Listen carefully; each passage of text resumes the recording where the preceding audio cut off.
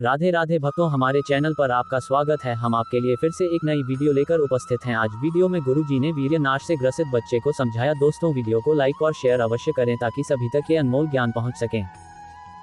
महाराज जी, कई साल वीर्यनाश करके मानसिक रोग से ग्रसित हो चुका हूँ। पिछले 5 महीने से वीर्यनाश नहीं किया है, फिर भी नकारात्मक सोच नहीं जाती। महाराज जी, जोशी ने बताया कि सब शनि और राहु का प्रभाव है। कोई शनि राहु का प्रभाव नहीं।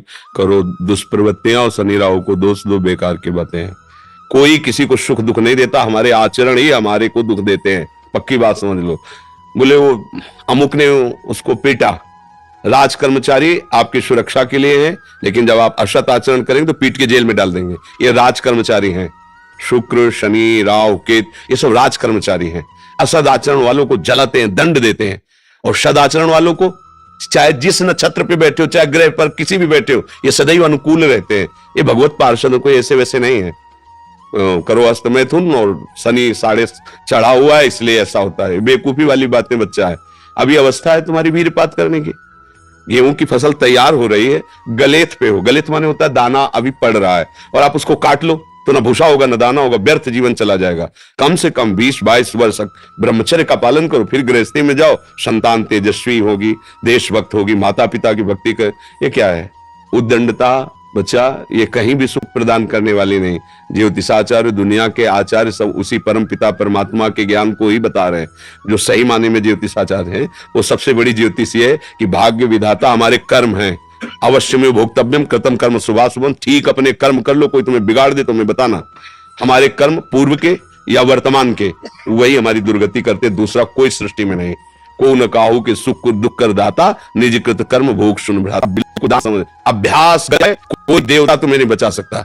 गलत अभ्यास किया है, अपना नाश स्वयं कर रहे हो, किसी देवता या किसी का दोष नहीं। काले कर्म ईश्वर मिथ्या दोष लगाए। ये आचरण गंदे बंद करो बच्चा। नाम जप करो, सात्विक आहार करो, आधा घंटा दंड बैठक मारो, व्यायाम करो, दौड़ो, अभी सब ठीक हो जाएगा। अरे पीछे गलती, यद्यपि ये गलती ऐसी पूरे जीवन भर भोगना पड़ता है, क्योंकि बाल्यावस्था का वीरपात बिल्कुल जीवन को नष्ट कर देता है। इसीलिए बालकों को गुरुकुल में रखा जाता था, चाहे वो राजकुमार हो चाहे किसी का बालक हो। वहां वो एक साधुता से जितेंद्रीय होकर के फिर गृहस्थ धर्म में जाता था। 10, 20, 50 वर्ष गृहस्थी में रहा, कुछ उसका बाल बाका नहीं हुआ, फिर वो विरक्त होकर के आंतरिक, फिर वो जितेंद्रीय होकर के परमात्मा को प्राप्त कर ले। आज हमारी बाल्यावस्था से मोबाइल का संग है, गंदे बच्चों का संग है, अभी गंदी आदतें हो गई, सर्वनाश हो गया। ये अवस्था तुम्हारी चिंता सुख से ग्रसित नहीं की, आनंद में उमगने की है। अभी नौ किशोर अवस्था है, ये तो मस्ती वाली, क्योंकि मस्ती हटा दब रह गया जीवन में। जैसे खून निकलवा लो तो खून बन जाता है, बहुत गलत बात है। खून वो दान देना, वो महीने में वो बात एक अलग है, लेकिन मन शुद्ध पौष्टिक अन्न के बाद एक बार के लिए तैयार होता है। और यहां बच्चे खिलवाड़ में 2-2, 3-3 बार रोज। अब क्या होगा? उनका हड्डियों तक की सामर्थ्य नष्ट हो जाएगी, कुछ दिनों बाद देखना बंद हो जाएगा, अच्छा चौंधियाने लगोगे, खड़े होने में चक्कर आएगा, कमर दर्द करेगा, पैरों में टूटन बनी रहेगी, दिमाग में टेंशन बनी रहेगी, पढ़ोगे तो कुछ याद नहीं रहेगा, स्मृति नष्ट होने लगेगी, एक नास्तिकता छा जाएगी, फिर जीवन भार लगेगा, फिर नशा में उतरोगे, फिर गए। अब कौन मानता है संत महात्माओं की बातों को? समझाता है तो साधु महात्मा है तो अब अलग बात करते हैं। नहीं, हर बहन भाई को 20 वर्ष तक नियम पूर्वक ब्रह्मचर्य रहना चाहिए। ये जो व्यवहार चला है, अब क्या है कि कुछ भी बोलो तो जबान पे लोग अंकुश की, वो तो ऐसा बोल रहे। ये जो मोबाइल की सुविधा और उसमें सब गंदी बातें देखना, अब आप पढ़े लिखे हो, सर्च करो, सब आ जाएगा। ये जीवन का नाश कर देने वाली बातें हैं बच्चों के। माता पिता को इन पे सावधान रह करके रखना चाहिए, क्योंकि वो उस समय मत हैं बच्चे, उनको वास्तविक सत असत का ज्ञान नहीं है, तो वो अपना ही अहित करने के लिए अपना सुख समझते हैं। अपना अहित कर रहे हो, अपना सुख समझ रहे हैं। ये तो कहो भगवान की आपके ऊपर कृपा है जो आप हिम्मत करके अपनी बात यहाँ कह रहे हो। पर फिर भी अबलो नशानी अबना नशे हो, सावधानी से चलो। पर हम जो कह रहे हो मानो।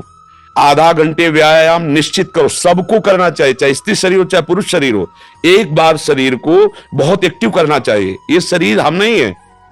जैसे आप मोटरसाइकिल सुबह सुबह आप लेकर हाई रेस में डाल करके उसको एकदम गर्म करते हैं ना, सब खुल जाए, अब चलो ऐसे हाई रेस में इसको लाओ, 10-15 मिनट दंड बैठक, व्यायाम, प्राणायाम, आसन आदि के, फिर अपनी दिनचर्या करते हो तो आप संयमी रहोगे, आपके प्राण पुष्ट रहेंगे, आपका अन्न पचेगा, कोई भी चोट आदि बहुत कम मात्रा में आपको कष्ट देगी। हर बीमारी से लड़ने के सामने। अब यहाँ सुबह 10 बजे तक सूर्य व्यायाम क्या करेंगे, प्राणायाम क्या करेंगे, आसन क्या करेंगे?